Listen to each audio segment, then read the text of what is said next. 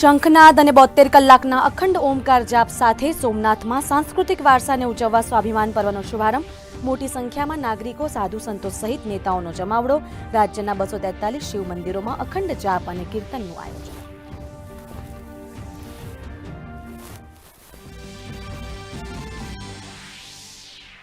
પ્રધાનમંત્રી નરેન્દ્ર મોદીએ સોમનાથ મંદિર સાથેના સંસ્મરણોની શેર કરી દુર્લભ તસવીરો. મુખ્યમંત્રી ભૂપેન્દ્ર પટેલ અને નાયબ મુખ્યમંત્રીએ શ્રદ્ધા અને સંસ્કૃતિના પર્વમાં રંગેચંગે ભાગ લેવા નાગરિકોને કર્યું આહવાન.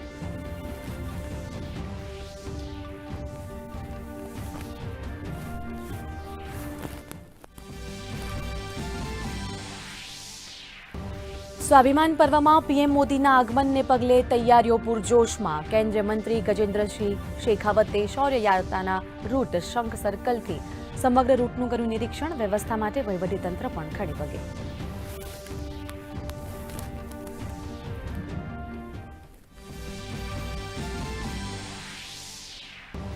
પીએમ મોદી અમદાવાદના રિવરફ્રન્ટ ખાતે 12મી જાન્યુઆરીએ પતંગ મહોત્સવનો કરાવશે પ્રારંભ. જર્મનીના ચાન્સેલર ફેડરિક મર્સ પણ રહેશે ઉપસ્થિત. 50 દેશોના 135 આંતરરાષ્ટ્રીય પતંગબાજો લેશે ભાગ. અમદાવાદની વારસાગત સ્થાપત્ય પરંપરાને દર્શાવતા કાર્યક્રમોની રહેશે ભરમાર. ઉત્તરાયણ પર્વને પગલે રાજ્ય પોલીસ સજ્જ. અકસ્માતોની ઘટનાઓ નિવારવા વિવિધ સ્થળોએ સેફટી વાયર લગાવવાની કામગીરી ચાલુ. તો પ્રતિબંધિત ચાઇનીઝ દોરાની હેરફેર સામે પણ કડક કાર્યવાહી.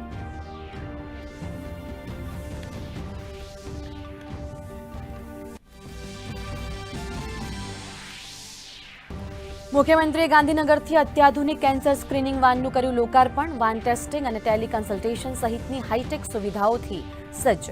ભાવનગરના ગ્રામીણ વિસ્તારોમાં આશા વાન દ્વારા થશે કેન્સરની વહેલી તપાસ.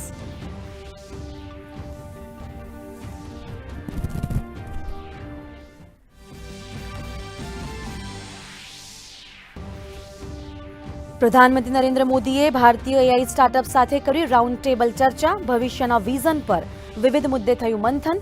પીએમએ ભારતીય એઆઈ મોડેલની પહોંચને સ્થાનિક ભાષાઓ સુધી વિસ્તારવા ઉપર મૂક્યો ભાર. નૈતિક, નિષ્પક્ષ અને પારદર્શી મોડેલને ગણાવી વર્તમાન સમયની જરૂરિયાત.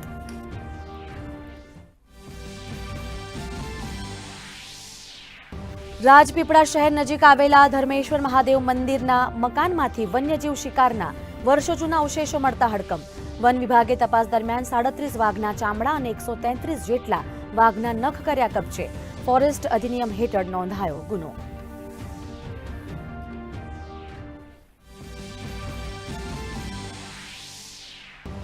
જેપીએસસી દ્વારા વર્ગ 1 અને વર્ગ 2 માટે પ્રાથમિક કસોટીની તારીખો જાહેર. વિવિધ 18 સંવર્ગની પરીક્ષાઓ તબક્કાવાર ફેબ્રુઆરીથી એપ્રિલ દરમિયાન યોજાશે.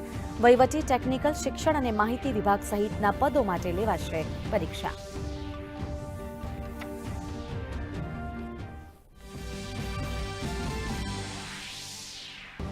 અને હવે ઘર આંગણે મળશે અંબાજીનો પ્રસાદ. મોહનથાળ, ચીકીના પ્રસાદ સાથે માતાજીનો 3D ફોટો ઓનલાઈન માધ્યમથી કરી શકાશે ઓર્ડર.